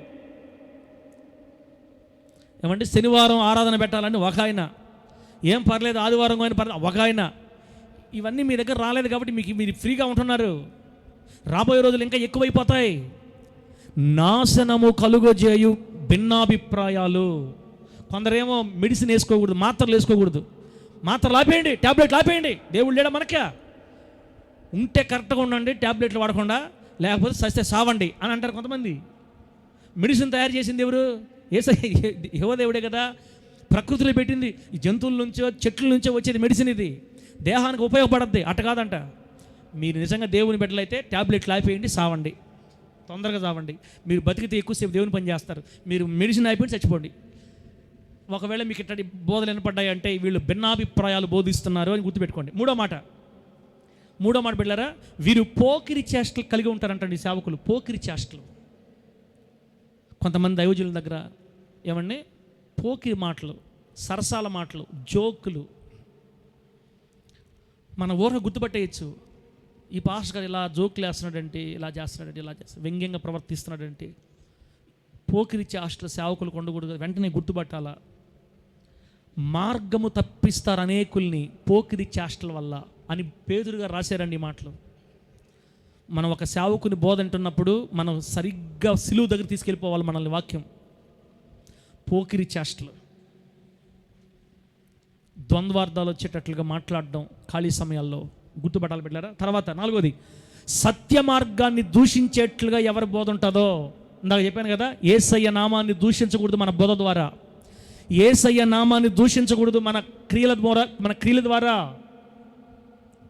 ఇశ్రాయేల్ పాస్టర్ గారి బోధ ద్వారా దేవుని నామానికి అవమానం రాకూడదు, దూషించబడకూడదు. మహిమ రాకపోయినా పర్వాలేదు. ప్రియులారా, ఎవరి బోధ అయితే దేవుని నామానికి అవమానకరంగా ఉంటుందో గుర్తుపట్టాలి వాళ్ళని. 4 చెప్పాను. ఇప్పుడు 5వది, ఇందాక చెప్పాను మీకు, అధిక లోభులు, దురాశ. చాలదు వాళ్ళకి, చాలదు. కానుకలు పంపండి ఒకటే మాట. దానికి ఖర్చు పెట్టాలా? ఈ పని చేస్తున్నాం. దేవుని పని ఆగకూడదు. ఆగితే మీకు మంచిది కాదు. పంపండి. స్కానర్ చూడండి, స్కానర్ ఇక్కడ పేటీఎం నెంబర్, ఫోన్పే నెంబర్ పెడితే పంపండి తొందరగా అని ఎక్కడ పడితే అక్కడ ఏమండి బాహాటంగా ప్రకటిస్తారు. కొంతమంది సేవకులు అయితే ఈ మీటింగ్ చేయడానికి 15 లక్షలు ఖర్చు అయింది. వింటున్నారా గొర్రెలారా? 15 లక్షలు. ఇది రెండో రోజు, ఇంక రేపు లాస్ట్ అయిపోద్ది. ఇప్పుడు 2 లక్షలు కూడా రాలా. ఇట్టయితే ఎట్టా? రేపు అందరూ వస్తా ఖచ్చితంగా 1000 మంది కానీ 1000 రూపాయలు ఇస్తే మా లెక్క తీరిపోద్ది. 1000 మంది ఎంత ఇవ్వాలంటే ఒకరు వచ్చి 1000 రూపాయలు దండి, మర్యాద కదండి. ఇవన్నీ విన్నప్పుడు ప్రజలు ఏమనుకుంటారు చెప్పండి? వాళ్ళు నిజంగా ఖర్చు పెట్టారేమో, కానీ అది బాహాటం అయిపోయినప్పుడు దేవుని నామానికి దూషణ. యేసుక్రీస్తు వారు ఎక్కడైనా కానుకలు పట్టాడా చెప్పండి? సేవలో 3.5 సంవత్సరాల సేవలో యేసుక్రీస్తు వారు కానుకల గురించి ప్రసంగం చెప్పారా? నా చెంపలు కూడా పగిలిని ఈ మధ్య ఈ వాక్యం ధ్యానించేటప్పుడు. నేను కూడా తెలుసుకున్నా. స్టెఫను హుషారుగుండి, స్టెఫను అనసమ్మ, నా చెంపలు కూడా పగిలిని. యేసు ప్రభు వారు ఎక్కడైనా కానుకలు వర్తమానం చెప్పాడా? డబ్బు గురించి మాట్లాడా? డబ్బు గురించి మాట్లాడకుండా 3.5 సంవత్సరాలు ఘనమైన సేవ చేశాడు కదా. సరే, ఏసైని పక్కన పెడదాం, దేవుడు కాబట్టి అనుకుందాం. 12 మంది అపోస్తులు ఎక్కడైనా, నేను ఎందుకు ఇట్ట పట్టుకోన్నానంటే నాకు కూడా పడతాయి కాబట్టి, 12 మంది అపోస్తులు ఎక్కడైనా వాళ్ళు వాక్యం చెప్పేటప్పుడు దశంభాగాలు తేకపోతే మాత్రం మీరు మీ ఇష్టమేనా అని ఎక్కడన్నా చెప్పినట్టు బైబిల్లో ఉందా? మాకేం తెలుసు పాస్టర్ గారు, వాక్యం చదువుతామా పోడా, మాకు చదువు లేదు. నువ్వు చెబితే వినేవాళ్ళమే, అందుకే నేనే చెప్తాను వినండి. అపోస్తులు ఎక్కడ కూడా డబ్బు గురించి ప్రస్తావన తేలేదు. బిడ్డారా, డబ్బు అవసరమే కానీ సేవలో ప్రత్యేకమైన స్థానం డబ్బుకి ఇవ్వాల్సిన అవసరం లేదు. మనం దేవుని నామాన్ని పట్టుకొని వెళతా ఉంటే ప్రియులరా, ముందు విందాం మనం అసలు సేవ ఎట్లా చేయాలని. కాబట్టి దురాశ, ఇదిగో ఇన్ని ఎకరాలు కొనాలనుకుంటున్నాం, ఇదిగో ప్రార్థన చేయండి, సహకరించండి, నంబర్ తీసుకో, ఫోన్పే నెంబర్ తీసుకో, చూపివయా 2 ఎకరాలు చూపి, ఇదంతా ఎంత పని ఉంది ఏమనుకుంటారు మీరు? సార్ అలా చూపించడం తప్ప, అలా చూపించడం వల్ల మనల్ని దోచుకుంటున్నా అంటున్నారు అందరు బయట.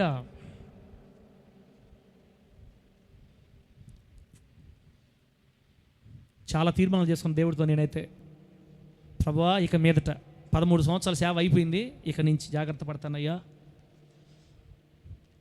దుర్వ్యాపారం లేకపోతే దురాశని ఇస్తే దేవుడే ఇవ్వాలి మనకి, లేకపోతే మౌనంగా సేవ చేయటమే. ఆమె చెప్పండి, గట్టిగా చెప్పండి హల్లెలూయా.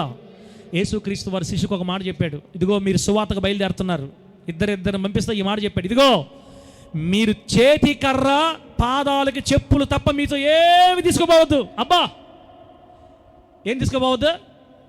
మీతో ఏం తీసుకెళ్ళాలి? చేతి కర్ర పాదాలకు చెప్పులు తప్ప. సంచిలో డబ్బు కానీ, జాలె కానీ, 2 అంగీలు కానీ ఏం తీసుకెళ్ళొద్దు. పనివాడు జీతమునకు పాత్రుడు. ఆమె నన్ను గట్టిగా. మీరు చేస్తూ ఉంటే అవసరమైనప్పుడు నేను ఇస్తాను మీకు, నేను చూసుకుంటా మీ సంగతి. మీరేం తీసుకెళ్ళొద్దు. అబ్బా, అలాగే వెళ్ళారు, అలాగే వాళ్ళు సంవత్సరాల పాటు కష్టపడి సేవ చేశారు, ఉంటే తిన్నారు, లేకపోతే పస్తున్నారు. ఆ రోజుల్లో అపోస్తలుల మీద ఎవ్వరు కూడా నింద వేయలేకపోయారు. వీరు డబ్బు కొరకు సేవ చేస్తున్నారని ఎవ్వరు అనలేకపోయారు వాళ్ళని. ఇక మీదట హోలీ జడ్జి మినిస్ట్రీని కూడా అలా అంటానికి వీల్లేదు యేసు నామములో. గట్టి చెప్పండి హల్లెలూయా.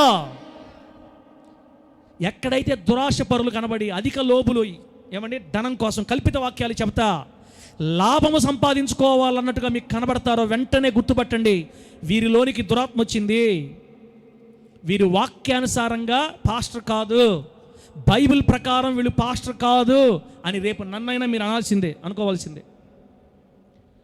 ఇప్పుడు నేను మీకు 6 చెప్పా. 7వ పాయింట్ దేవుడు పంపకపోయినా, ఆజ్ఞ ఇయ్యకపోయినా, వారితో మాట్లాడకపోయినా, పిలవకపోయినా, తమ హృదయములో పుట్టిన ఆశను బట్టి మోసపూరితమైన వాక్యములు పలుకుతూ సేవ చేస్తూ ఉంటారని ఇది గుర్తుపట్టాలా. పంపని దైవజనులని దేవుడు పంపకుండా సేవకు వస్తారు చాలామంది. నాకు చెప్పాను కదా, అలా ఎన్నో సంఘాలు ఉన్నాయి, ఎంతోమంది చేస్తున్నారు. రిటైర్డ్ అయిపోతారు ఉద్యోగంలో. రిటైర్డ్ అయిపోయిన తర్వాత ఎన్నో లక్షల డబ్బులు వస్తాయి, వాళ్ళ కుటుంబం కోసం చిన్న మందిరం కట్టుకుంటారు, మేము కూడా సేవకు అనుకుంటారు. అలా క్రమం కాదు. దేవుడు పిలవాలి, దేవుడు అప్పగించాలి, ఎన్నిక చేసుకోవాలి, అది వాక్యానుసారమైన సేవ. తర్వాత బిడ్డలారా, 8వది అక్కడ మనకు రాయబడింది, ఎక్కడ మూలవాక్యంలో 2 పేతురు 2వ అధ్యాయం 3వ వచనంలో ఏమన్నట్టు లాస్ట్ మాట, పూర్వము నుండి విధింపబడిన తీర్పు ఆలస్యం చేయదు, వారి నాశనం కునికి నిద్రపోదని. దేవుని యందు భయభక్తులు లేకుండా పరిచర్య చేస్తున్న సేవకుల మీదకి ఖడ్గం, క్షామం కలుగుతుంది సేవకుల మీద. అంత మాత్రమే కాదు, ఇప్పుడు చెప్తానేనండి, వాళ్ళ బోధ ఎలా ఉంటుందంటే, ఎవరు దేవుడు పంపని సేవకుల బోధ. దేవుడు పంపని సేవకుల బోధ ఎలా ఉంటుందంటే, ఏమండి, మారు మనసు గురించి ఎక్కువ చెప్పరు వీళ్ళు. అక్క చెప్పండి, దేని గురించి? సేవకుడు ప్రతి వాక్యంలో ఖచ్చితంగా మారు మనసుని టచ్ చేయాలి. దీవునక్క, సేవకుడు ప్రతి వాక్యంలో మారు మనసును గురించి టచ్ చేయాలి. మారు మనసుని ఇంగ్లీష్లో రిపెంట్ అంటారు. రిపెంట్ అంటే పశ్చాత్తాపం, పాప క్షమాపణ నిమిత్తమైన పశ్చాత్తాపం కలగాల. దాని గురించి బోధించాలి ప్రతి సేవకుడు. ఖచ్చితంగా టచ్ చేయాలి ఒకనొక పాయింట్లో. మారు మనసు గురించి చెప్పరండి. తర్వాత పాప క్షమాపణ నిమిత్తం కొరకు బాప్తిస్మాను గురించి ప్రకటించరు, పాపాన్ని గురించి ఖండించరంట, తీర్పును గురించి చెప్పరంట, పరలోకాన్ని గురించి, నరకాన్ని గురించి పొర్రపాటును టచ్ చేయకుండా దీవెనల వర్షాన్ని గురించి వాక్యాలు చెప్తా ఉంటారు. ఒకటే పని, మారు మనసు, పశ్చాత్తాపం, బాప్తిస్మం, పాపం, పరలోకం, నరకం, వీటి గురించి కనీసం ఒక్కసారి కూడా హెచ్చరించకుండా, ఏమండి దిగులుతో వచ్చారా, అమ్మా ఏడుపులతో వచ్చారా, కన్నీళ్ళతో వచ్చారా, నా ప్రభువు అయిన యేసు మీతో మాట్లాడుతున్నాడు, ఈనాటి నుండి మీ కన్నీళ్ళు తొలగిపోతాయి, కొట్టు చప్పట్లని. ఇదే పని, అక్కడ కొడబాకండి. కన్నీళ్ళు తొలగిపోతాయి, బాధలు తొలగిపోతాయి, అసమాధానం తొలగిపోతాయి, రోగాలు పోతాయి. ఇదే చెప్పడం తప్పు కాదు, కానీ ఇంక అదే వరుస, అదే అదే అదే అదే. ఇక మారు మనసు లేదు, పాపం లేదు, నరకం లేదు, పాతాళం లేదు, తీర్పులు లేవు, భయము లేదు. ఎవరైతే పదే పదే పదే పదే పదే పదే ఆశీర్వాదాల జలుల గురించి చెప్పుకుంటా పోతా మారు మనసు వదిలేస్తారో, చల్లగా వీళ్ళలోనికి దురాత్మ వచ్చి దారి తప్పిస్తుందని మనం గుర్తుపట్టాలా. ఇంకో మాట బిడ్డలారా, ఈ మాట మీరు షాక్ అయిపోతారు. యెహెజ్కేలు గ్రంథం 13వ అధ్యాయం 10వ వచనం చూడండి ఒకసారి. యెహెజ్కేలు గ్రంథం 13వ అధ్యాయం 10వ వచనం, చక్కని మాట. తీసి చదవండి అన్న, అక్క చదవండి, ఎవరు తీసిన వాళ్ళు. యెహెజ్కేలు గ్రంథం 13వ అధ్యాయం 10వ వచనం అన్న చదవన్నా. సమాధానం ఏమీ లేకపోయినా వారు సమాధానం అని చెప్పి నా జనులను మోసపుచ్చుచున్నారు. నా జనులు మంటి గోడను కట్టగా, ఇది అండర్లైన్ చేయండి అక్క, నా జనులు మంటి గోడను కట్టగా వారు వచ్చి దాని మీద గచ్చు పూత పూసెదరు. అబ్బా ఎంత చక్కగా రాశాడు యేసయ్య. ఇంట్లో సమాధానం లేదు, కన్నీళ్ళు బాధల్లో ఉన్నారు. పాస్టర్లు ఏం చెప్తారంటే మీకు సమాధానం, మీకు సమాధానం అని చెప్తుంటారు. సమాధానం ఎట్లా వస్తుంది నాయన? వాళ్ళ ఇంట్లో సమాధానం లేదు. ఎందుకు సమాధానం లేదు? వాళ్ళు చేసిన పాపాన్ని బట్టి వాళ్ళకి సమాధానం లేదు. ఇప్పుడు ఏం చేయాలి? నీకు సమాధానం లేకపోవడానికి కారణం ఏంటో తెలుసా? నీ గుండెల్లో ఉన్న పాపం అని చెప్పాలా. ఇదిగో నీ ఇంట్లో నువ్వు అనుభవిస్తున్న వేదన కారణం, నీ రోగానికి కారణం, నీకు నీ భర్తకి మధ్య జరుగుతున్న ఈ తగాదాల కారణం నీ జీవితంలో ఉన్న పాపం అని చెప్పాలా. అలా చెప్పరంట. వీళ్ళు సమాధానం సమాధానం అని చెప్తారు. ముందే వాళ్ళు కట్టుకో ఉండేది మట్టి గోడలు. ఏమ్మా ఏ గోడమ్మా? నా సొంతగా చెప్తున్నానా, బైబిల్లో చెప్తున్నా సుసన్నమ్మ, ఏ గోడ వాళ్ళు కట్టుకో ఉండేది? మట్టి గోడ. మట్టి గోడ బలంగా ఉంటుందా, బలహీనంగా ఉంటుందా? చాలా బలహీనంగా ఉంటుందండి. బలహీనమైన భక్తి చేసి పాపంలో కూరుకుపోయి తెలిసి తెలియక ఉన్నటువంటి ఆ ప్రజల దగ్గరికి పాస్టర్లు చేంజ్ చేస్తారంటే ఆ మట్టి గోడకి గచ్చు పూత పోస్తారంట. దేవునికి స్తోత్రం కలుగును గాక. ఏం కాదులే, దేవుడు క్షమిస్తాడు. ఇదిగో నువ్వు విను, వచ్చే నెల ఇదే సంవత్సరం నాటికి, వచ్చే సంవత్సరం ఇదే నాటికి నువ్వు ఉద్యోగం చేస్తావు. వేణా జాని బిడ్డా, మా నీకు సంవత్సరం కల్లా జాబు రాబోతుంది నన్ను అడుగు. అయ్యా నీ కూతురికి పెళ్లి కాకపోతే నన్ను అడుగు. గచ్చు పూతలు పోస్తారు, మంటి గోడలకి గచ్చు పూతలు పోస్తారంట. ఇంత చక్కగా దేవుడు రాసిపెట్టుంటే ఏమండి, మనుషుల ఆశలకి అనుకూలమైన బోధలు చేస్తుంటారు. ఇలా చేసేటప్పుడు మనం గుర్తుపట్టాలి, ఇది వాక్యం దగ్గర ఫెయిల్ అయిపోతుంది ఈ బోధ. ఇప్పుడు చాలామంది ఇక్కడ బాధలతో వచ్చారక్క. అమ్మ బాధ లేని వాళ్ళు ఎవరు చెప్పండి? మీ అందరికంటే నాకు కూడా ఎక్కువ బాధ ఉంది. నాకు కూడా చాలా బాధలు ఉన్నాయి. చెప్పుకుంటే మీరు చెప్పుకున్నా నేను చెప్పుకోవడంలో అంతే తేడా. అందరికి బాధలు ఉన్నాయి. కొన్ని బాధలకు కారణం ఏంటో తెలుసా? మన స్వయంకృత అపరాధాలు, తెలిసి తెలియక మనం చేసిన కొన్ని పొరపాట్ల వల్ల మన మీద బాధలు వచ్చాయి. మనం చేస్తున్న పాపాలే మనల్ని బాధలుగా వెంబడిస్తున్నాయి. దైవజనుడా, సమాధానం కాదు ప్రకటించాల్సింది, పాపములోని విడుదల పొందేట్లుగా ప్రకటించు అని చెప్పకుండా గచ్చుపూతలు పూసి, మంటి గోడలకు గచ్చుపూతలు పూసే ప్రసంగాలు ఎక్కువైపోవడం వల్ల ఈరోజు అనేక వేల మంది, లక్షల మంది వాళ్ళ వెనకబడి వెళ్ళిపోతున్నారు. వారి నాశనం త్వరలో రాబోతుందని వాక్యం సెలవిస్తుంది. అటువంటి గచ్చుపూత ప్రసంగాలు విన్నప్పుడు మనం జాగ్రత్తగా ఉండాలా. గచ్చుపూత ప్రసంగాలు అంటే ఏమి లేదు, వచ్చే సంవత్సరం నాటికి నువ్వు వృద్ధి కాబోతున్నావు అని, దేవుడు నీకు ఖచ్చితంగా ఉద్యోగం ఇవ్వబోతున్నాడు, నువ్వు ఇల్లు కట్టబోతున్నావు, నీకు పిల్లలు పుట్టబోతున్నారు. ఇవన్నీ గచ్చుపూత ప్రసంగాలే. దేవుడు చెప్పమని చెప్పలేదు వాటిల్ని, వీళ్ళే చెప్తారు. వాళ్ళని సంతోషపరచడానికి, వాళ్ళని ధైర్యపరచడానికి, వాళ్ళ లబ్ధి పొందడానికి చెప్తారండి. వాక్యం దగ్గర ఫెయిల్ అయిపోయే బోధకులంతా ఇలాగే ప్రకటిస్తారు. జాగ్రత్త సహోదరుడా, గుర్తుపట్టు. నకిలీ నోటేదో, నిజమైన నోటేదో నువ్వు గుర్తుపట్టడానికి దేవుడికి అన్ని జాగ్రత్తలు చెప్తున్నాడు. ఈరోజు నా మాటలు అర్థమైతే గట్టిగా హల్లెలూయా అని చెప్పండి. గట్టిగా హల్లెలూయా. ఒకసారి ఒక ప్రార్థన పెట్టమని చెప్పింది నన్ను మన సంఘంలో ఒక కుటుంబం. ఇప్పుడు రావట్లేదు, ఆ కుటుంబం మానేశారు మన దగ్గరికి. ఒకసారి ఒక ప్రార్థన పెట్టమన్నారు. ఎందుకు పెట్టమన్నారు? వాళ్ళు క్రమంగా మందికి రారండి. 3 నెలలకు ఒకసారి, 2 నెలలకు ఒకసారి అట్లా వస్తారు. అసలు ఒక్క ఆమె ఒక్కటే వస్తుంది, వాళ్ళు ఎవ్వరు ప్రభుత్వానికి రారు. ఈమె కూడా కరెక్ట్గా లేదు మందిరంలో. ఏదో చిన్న అవసరమయ్యి బాగలేదని, రోగం వచ్చిందని ప్రార్థన పెట్టమన్నారు నన్ను. నేను చెప్పా, అక్క మీరు ముందు క్రమంగా మందిరంకి వస్తే నేను పెడతా. మీరు దేవుని అవసరాలకు వాడుకుంటున్నారు, మీరు దేవుని అవసరాలు వాడుకుంటున్నారక్క. అలా ఉండకూడదు, క్రమంగా ఉండాలి దేవుని మందిరం అంటే. ఏమనుకోకండి, ముందు ఒక 1 రోజులు మీరు క్రమంగా రండి, నేను ప్రార్థన చేస్తాను వ్యక్తిగతంగా మీ గురించి. మీకు 4 రోజులు కరెక్ట్గా మందిరంకి వచ్చింది, నువ్వు రా చాలు, అప్పుడు తర్వాత నేను ప్రార్థన పెడతానని చెప్తే ఆమె నచ్చలా నా మాట. నా మీద లేనిపోయిన మాటలు చెప్పేసింది అందరికీ. పెద్ద లార్డా రుస్తువా అని చెప్పింది నా మీద. ఆశ్చర్యకర సంగతి ఏంటంటే 3 పాస్టర్ల చేత 3 వారాల వరుసగా పెట్టించుకున్న ప్రార్థన. ఎంతమంది చేత? 3 పాస్టర్ల చేత 3 వారాల వరుసగా పెట్టించింది. ఏం రా ఇజ్రాయెల్ పాస్టర్, ఏం నువ్వు తప్ప నాకు ఎవరు ఎరుగుంటున్నావా ఏంది అన్నట్టు నా మీద కక్షతో. ఆమెకు తెలియదు పాపం, ఆమెకు తెలియదు. వాక్యానుసారంగా బోధిస్తున్న సేవకుడు మనల్ని సరి చేయడానికి ఇష్టపడతాడని నాకు తెలియదు కదా. కనుమరుగైపోయిన లోకంలో పడి మన సేవకుడు ఒక మాట చెప్పిన తర్వాత దాన్ని తీసుకోకుండా బయట సేవకులు పిలిస్తే వస్తారు. ఎందుకు రారు? వచ్చి ప్రార్థనలు పెడతారు. అవసరమైతే నీ ఒక్క ఇంటి కోసం బల్ల తీసుకొని వస్తారు. అవసరమైతే నీ ఇంట్లో ఉండే వాళ్ళకి బాప్తిస్మాలు కూడా ఇవ్వండి, బాప్తిస్మాలు కూడా ఇచ్చేస్తారు అవసరమైతే. నువ్వు ఏమైనా అడుగు, రెడీమేడ్గా ఉన్నారు ఇప్పుడు. ఏమండి, కొంతమంది దైవజనులు ఇళ్ళకి తీసుకెళ్తున్నారమ్మా, ఇళ్ళకి తీసుకెళ్తున్నారమ్మా. ఎంత బాధది.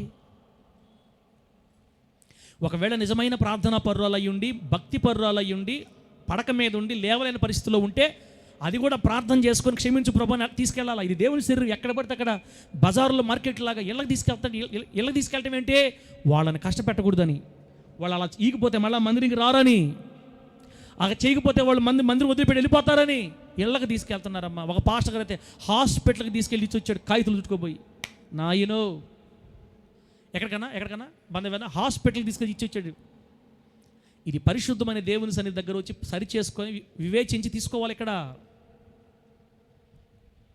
చెప్తున్నాను కదా, మనుషుల కోసం గచ్చుపోత పూసే సేవకులు కనపడ్డప్పుడు వెంటనే మనం గుర్తుపెట్టుకోవాలి, ఇది దేవుని చిత్తం కాదు, త్రోవ తప్పిపోతున్నారని గుర్తుపెట్టాలండి.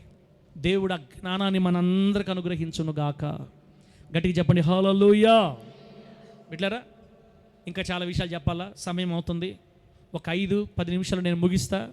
మీరు నీరసంగా ఉన్నారు, నీరసంగా ఒక పాట పెడతాం కూడా, చిన్న పల్లవ పాడి ఆపేద్దాం. వచ్చే వారం దేవుని చిత్తం అయితే మనం కొనసాగించుకుందాం. ఇంకా చాలా విషయాలు చెప్పాలి మీకు. మరికొన్ని విషయాలు చెప్తాను పాట తీసే లోపల. ప్రియులారా, బైబిల్ మూసేయబాకండి. అప్పుడే 3వ అధ్యాయం యెహెజ్కేలు గ్రంథం, 3వ అధ్యాయం యెహెజ్కేలు గ్రంథం తీయండి.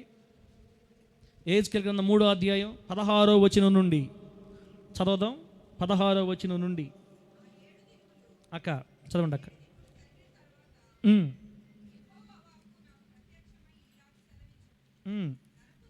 నరపుత్రుడా, ఇశ్రాయేలీయులకు కావలిగా నేను నిన్ను నియమించున్నాను.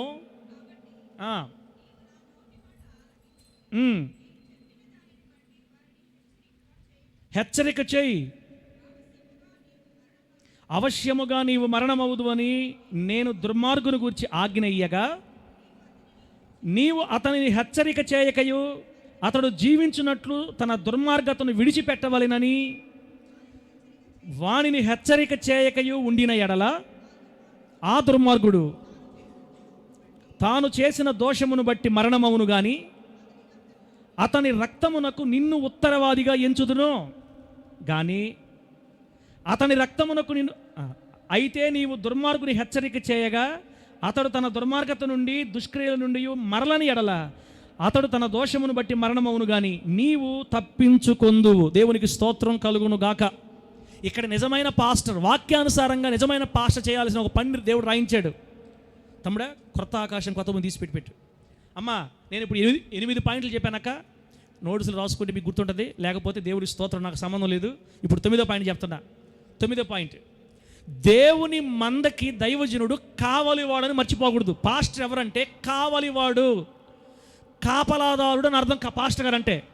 ఇంకా మీకు అర్థం చెప్పాలంటే, ఒక దేశానికి కోట కట్టుకున్నప్పుడు రాజుగారి కోట మీద కావలివాడు ఉండటానికి ప్రాకారాల మీద ఏమండి లైట్ హౌస్లా కడతారు. ఈ లైట్ హౌస్ల దగ్గర బైనాక్యులర్ పట్టుకొని ఒక ఒక ఒక సైనికుడు చూస్తూ ఉంటాడు చుట్టూ ఎప్పుడు. ఎందుకంటే శత్రువు ఏ పక్క నుంచి వస్తున్నాడా, శత్రువులు ఏ పక్క నుంచి వస్తున్నారా అని 24 గంటలు వాడు ఏం చేయాలంటే చూస్తూ ఉండాలా, కావలి కాస్తుండాలా. ఒకవేళ శత్రువు జాడ కనబడితే వెంటనే అలారం మోగించి శత్రువులు వస్తున్నారు జాగ్రత్త పడండి అని చెప్పాలా. ఇప్పుడు దేవుడు ఏమంటాడంటే, ఓరి పాస్టర్లారా, నా పిల్లలారా, నా కుమారులారా, నా పరిచయం చేయడానికి నేను పిలుచుకున్న వారలారా, మీరు నా సంఘానికి కావాలి వాళ్ళు. పాస్టర్లు ఎవరు తమ్ముడా? పాస్టర్లు ఎవరు? ఇప్పుడు తమ్ముడా ఆంధ్రయ్య, నేను మిమ్మల్ని ఏమనట్లా, మీరు ఎందుకు సీరియస్ చూస్తున్నారు నా వైపు? మిమ్మల్ని అంటే మీరు ఫీల్ అవ్వాలా. మీ గురించి చెప్పినా మీరు సీరియస్గా ఉన్నారు, మా గురించి చెప్పుకున్నా సీరియస్గా ఉన్నారు. ఇప్పుడు మా బండారం అంతా బయటపడుతుంది తినండి. ఇంకా నేను గుటకల పెంకాల నాదేమన్నా బయటపడుతుందేమోనని. నాది బయటపడ్డప్పుడు నేను చెప్పేస్తా మీకు, ఇదిగో పలానా నాలో ఉండిందని చెప్పేస్తా. ఒప్పుకోవటమే ప్రభు దగ్గర.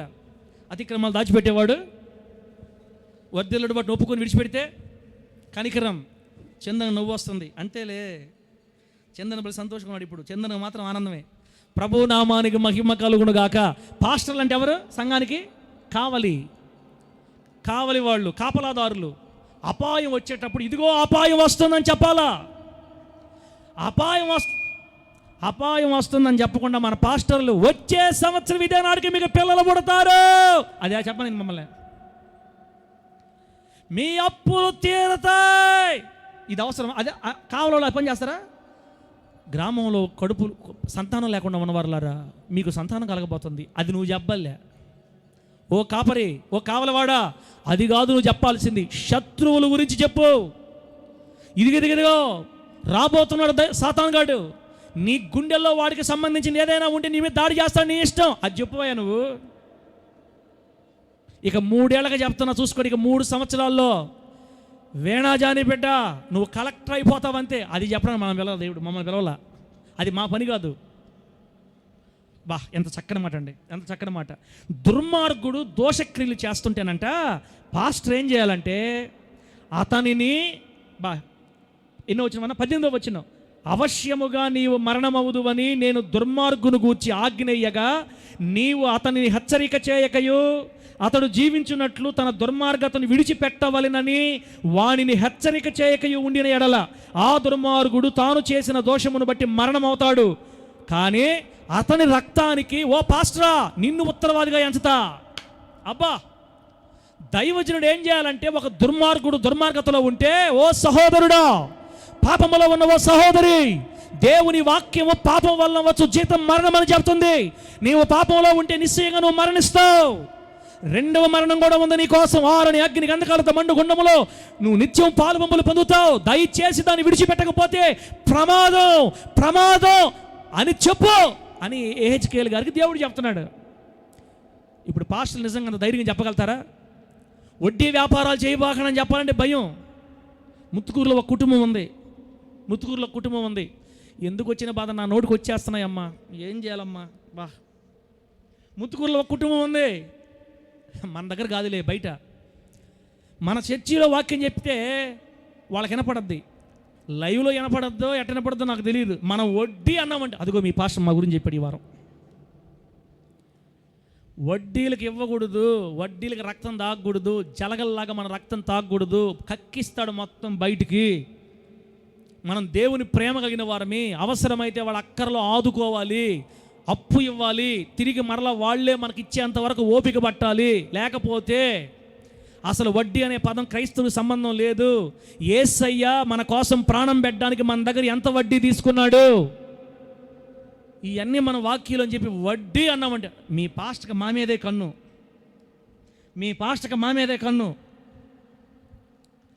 ఒరే వాక్యంలో ఉండే కూడా చెప్పకూడదా? అట్లా కొంతమంది భలే ఫీల్ అయిపోతుంటారు. దుర్మార్గతను విడవకపోతే నువ్వు మరణం అయిపోతావని హెచ్చరిక చేయి వాళ్ళని. మారితే దీవించబడతాడు, మారకపోతే చచ్చిపోతాడు ఖచ్చితంగా. పాపానికి ప్రతిఫలంగా వచ్చే మరణం, చనిపోతాడు ఖచ్చితంగా. రేపు తీర్పులోనికి వచ్చినప్పుడు నువ్వు చెప్పావు కాబట్టి నీవు ఏ దోషం నీ మీద ఉండదు, నువ్వు తప్పించుకుంటావు. ఒకవేళ చెప్పలేదా మందిరంగా రారని, ఒకవేళ చెప్పలేదా వాళ్ళు మళ్ళీ ఏమి ఈరని, కానుకలు ఈరని చెప్పలేదా, అతను చనిపోయినప్పుడు అతని రక్తానికి నిన్ను ఉత్తరవాదిగా ఎంచతా. ఇంకో చక్కని మాట రాయబడింది 24 వచనమన్నా 20 వచనం. నీతి గలవాడు తన నీతిని విడిచి దుర్నీతిని అనుసరించినందున నేను అతని ముందర అభ్యంతరం పెట్టగా అతడు మరణమగును. నీవు అతనిని హెచ్చరిక చేయని ఎడల, అదిగో చూడండి, నీవు అతని హెచ్చరిక చేయని ఎడల పూర్వము తాను చేసిన నీతి జ్ఞాపకంలోకి రాకుండా అతడు తన దోషమును బట్టి మరణమవును. అయితే అతని ప్రాణం విషయం నేను ఉత్తరవాదిగా ఎంచుదును. అయితే పాపము చెయ్యవలదని నీతి గలవాణిని నీవు హెచ్చరిక చేయగా. ఒకప్పుడు నీతిమంతుడండి, ఇప్పుడు మరలా పడిపోయాడు, పాపంలో ఉన్నాడు. ఇప్పుడు నువ్వు హెచ్చరిక చేయి, పాపం చేయకూడదు, నువ్వు హెచ్చరిక చేయి. అలా హెచ్చరిక చేసినప్పుడు అతడు హెచ్చరింపబడి పాపము చేయక మానిన ఎడల అతడు అవశ్యముగా బ్రతుకును, నీ మట్టుకు నీవు తప్పించుకుంటావు. దేవునికి స్తోత్రం కలుగును గాక. పాపంలో ఉన్నవారిని హెచ్చరించాలి, ఒకప్పుడు నీతిమంతులుగా ఉండి మరలా పడిపోయిన వాళ్ళని హెచ్చరించాలి. కోపంగా కాదు, దీర్ఘశాంతంతో. అమ్మా నరకం ఉందమ్మా, అమ్మా తప్పించుకోలేవమ్మా, హెచ్చరిక చేయి, చెప్పు ఉన్నదన్నట్టుగా. ఒరే పాస్టర్ బాధ్యతే అదేనయ్యా. పాస్టర్ బాధ్యత ఏంటంటే, అసలు పాస్టర్ అంటే ఎవరు అది చెప్పండి ముందు నాకు. ఇంత వాక్యం వద్దు కానీ అసలు పాస్టర్ అంటే ఎవరు అమ్మా? ఎవరమ్మా పాస్టర్ అంటే? పాస్టర్ అంటే ఎవరంటే నేను చెప్తా చూడండి. ఒక విశ్వాసిని మరణము వరకు లోక మురికి అంటనివ్వకుండా, ఒక విశ్వాసికి మరణము వరకు లోక మురికిని అంటనివ్వకుండా హెచ్చరిస్తూ నడిపించువాడే నిజమైన పాస్టర్. దేవునికి స్తోత్రం కలుగును గాక. గట్టి చెప్పండి హల్లెలూయా. అయిపోయింది మొత్తం, ఛార్జింగ్ అంతా అయిపోయింది, మీకు ఛార్జింగ్ అంతా అయిపోయింది.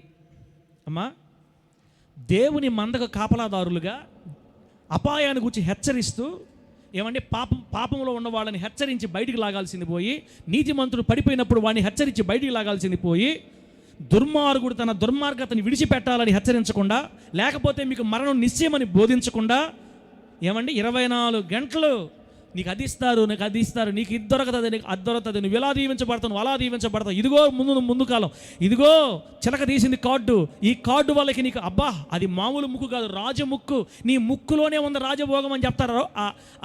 ఏమంటే ఆ కాంప్లెక్స్ దారిలో పోతుంటే కూర్చోంటారు వరుసగా ఆ చిలక బోన్లు పెట్టుకొని. ఒకసారి నేను కాలేజీకి పోతుండా, నడుస్తా, నేనే బాధలో పోతున్నాను తెలుసా. మా నాన్న 12,000 పెట్టి చదివిస్తున్నాడు నన్ను. నాకు ఆ 1A 1B ఏం అర్థం కావట్లా. నాకు ఎందుకు చదువు అసలు? పశువులు కాసుకుంటే పోయితే నేను బాధలో పోతుంటే ఒక ఆయన ఆ పాప కూర్చొని, ఆ నడకలో ఉందండి వైభోగం అంటున్నాడు నన్ను. అదో నీ నడకే రాజ నడక, నీ కన్నులు మామూలు కన్నులు కాదు. ఓరోరి రావయ్యా నీకు చెప్తాను, నీ సంగతి మొత్తం చెప్తాను రావయ్యా. ఏంది నా సంగతి? చదవడానికి చేత కాక, మ్యాథ్స్ అర్థం కాక, మనశ్శాంతి లేక సినిమాలకు పోతుంటే నా నడక రాజభోగం అంట, నా ముక్కు రాజముక్కు అంట. ఏమంటే ఈ విధంగా ఉన్నదన్నాడు చెప్పకుండా లేనిపోని గెలిపించి గచ్చుపోతలు పూసి వాక్యాలు చెప్తుంటే దేవుడు కోపం రాదా? ప్రియులారా, అందుకే మనం గుర్తుపట్టాల, బైబిల్ ప్రకారం పాస్టర్ అంటే ఎవరు? బైబిల్ ప్రకారం పాస్టర్లు ఎప్పుడు ఆశీర్వాదాల గురించి చెప్పొద్దని నేను చెప్పడం లేదు, చెప్పాలి.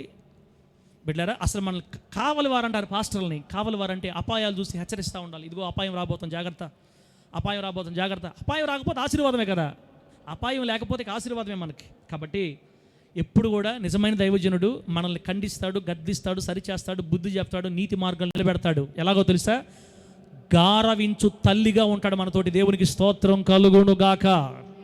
తల్లిలా లాలిస్తాడు, అవసరమైనప్పుడు తండ్రిలా కూడా కఠినంగా గద్దించాలి. అది దేవుడు చెప్పేది. నీతి గలవాడు తన నీతిని విడిచి దుర్నీతిని అనుసరిస్తున్నప్పుడు పాపాన్ని మానాలని హెచ్చరిస్తారు బిడ్డలారా.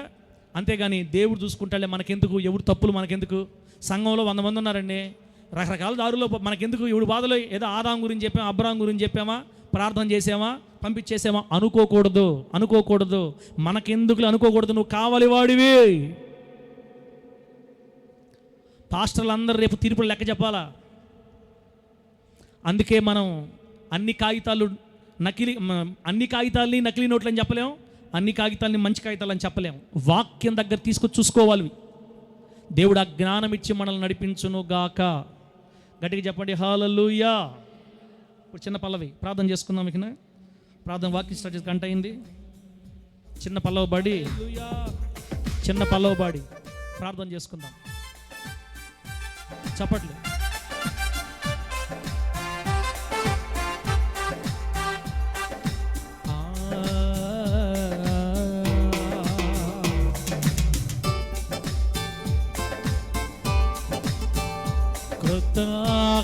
ఆకాశం కొత్త భూమి చూడాలంటే, రారాజుతో యేసయ్యతో జీవించాలంటే,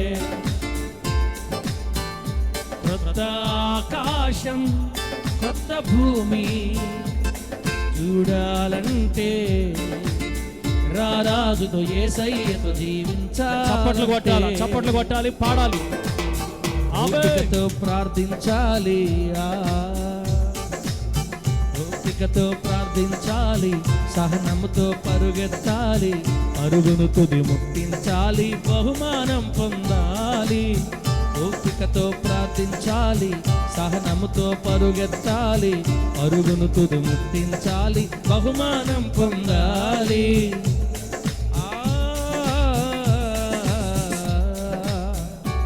కొత్త ఆకాశం కొత్త భూమి చూడాలంటే, రారాజుతో యేసయ్యతో జీవించాలంటే, కొత్త ఆకాశం కొత్త భూమి చూడాలంటే. స్తోత్రం, చప్పట్లు కొడదాం.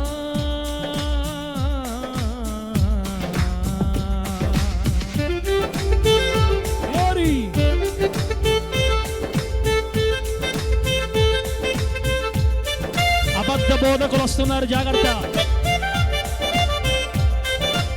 ఈడ్చుకెళ్ళిపోతారు, జాగ్రత్త అయ్యా.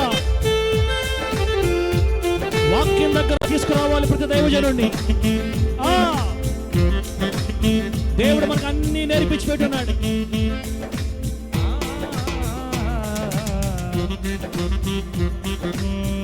కోపం వచ్చినప్పుడు, చిరాకు కలిగినప్పుడు, ప్రభు యేసుని చూస్తూ శాంతము, యేసును చూస్తూ శాంతముగా ఉండాలి.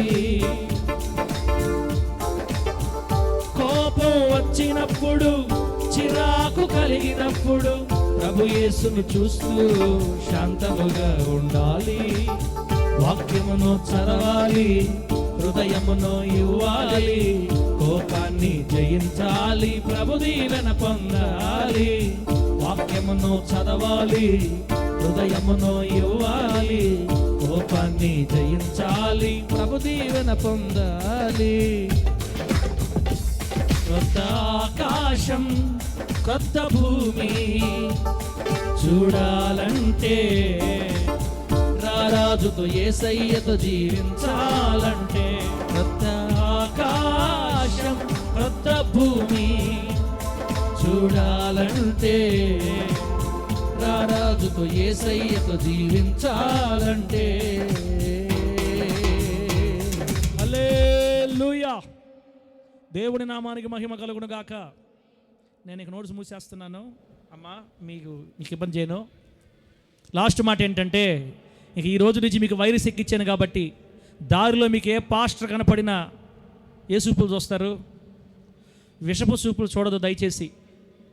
కొందరు తెలియక, కొందరు కావాలని చేస్తారు. మనం తెలిసి చేసేవాళ్ళైనా తెలియక చేసేవాళ్ళైనా క్షమించి నిండు మనసుతో వారి గురించి ప్రార్థన చెయ్యాలి. సేవకులందరి గురించి ప్రార్థన చేయాలి. కొందరు తెలియకయే జారిపోతున్నారు. మనకు కూడా కొన్ని విషయాలు తెలియకే పొరపాట్లు చేసాం. గత దినాల్లో ప్రభు నేర్పించేటప్పుడు నేర్చుకుని వెళ్తున్నాం. సేవకుల మీద కోపాలు పెంచుకోవద్దు, వందనాలు చెప్పకుండా ముఖం తిప్పిపోవద్దు. కొన్ని సంఘాల వాళ్ళు పాస్టర్లకు వందనాలు కూడా చెప్పడం వల్ల బయట మా చర్చి పాస్టర్కే వందనాలు చెప్తాం, ఇంకెవరికి వందనాలు చెప్పమని పార్టీలు కట్టున్నారు. ఎత్తేస్తాడు రేపు నరకంలో అందరినీ. ఇటువంటి వాళ్ళందరూ ఎత్తేసేయటమే, నోటి మాట కూడా లేదు. ఇక్కడ క్రైస్తవుల్లోనే ప్రేమ లేకపోతే ప్రియులారా, ఎవరికి వారు తీర్పులు లెక్క చెప్పుకుంటారు. మనమైతే వారి గురించి ప్రేమ కలిగి, మీరు నమ్మినా నమ్మకపోయినా, నేనైతే మన ఆంధ్ర తెలుగు రాష్ట్రాలు, తెలంగాణ రాష్ట్రంలో ఎంతమంది సేవకులు అయితే బలమైన సేవకులు ఉన్నారు, అందరి గురించి ప్రార్థన చేస్తానమ్మా. వారు సరైన మార్గాలకు రావాలని, ఇంకా దీవించబడాలని, ఇంకా బలమైన సేవ చేయాలని. కాబట్టి ప్రియులారా, ముగింపు పలుకు ఏంటంటే, ఒక్కసారి మనం గ్రహించాలి. దైవజనుడు వాక్యం దగ్గర తీసుకొచ్చినప్పుడు ఆ వాక్యానుసారంగా అతను నిలబడగలగాల. అటువంటి దైవ సేవకుడిని మనం వెంబడించాలి. ఆ వాక్యాన్ని గుండెల్లో తీసుకొని అలర్ట్ అయ్యి పాపం నుంచి, నరకం నుంచి తప్పించబడాలి. అటువంటి ఘనమైన సేవ చేసేటట్లు దేవుడు మనకి నీ కృప ప్రసాదించి అనేక మంది సేవకుల్ని వాక్యానుసారమైన సేవకులుగా తీర్చిదిద్దును గాక. కళ్ళు మూసుకోండి, ప్రార్థన చేసుకుందాం.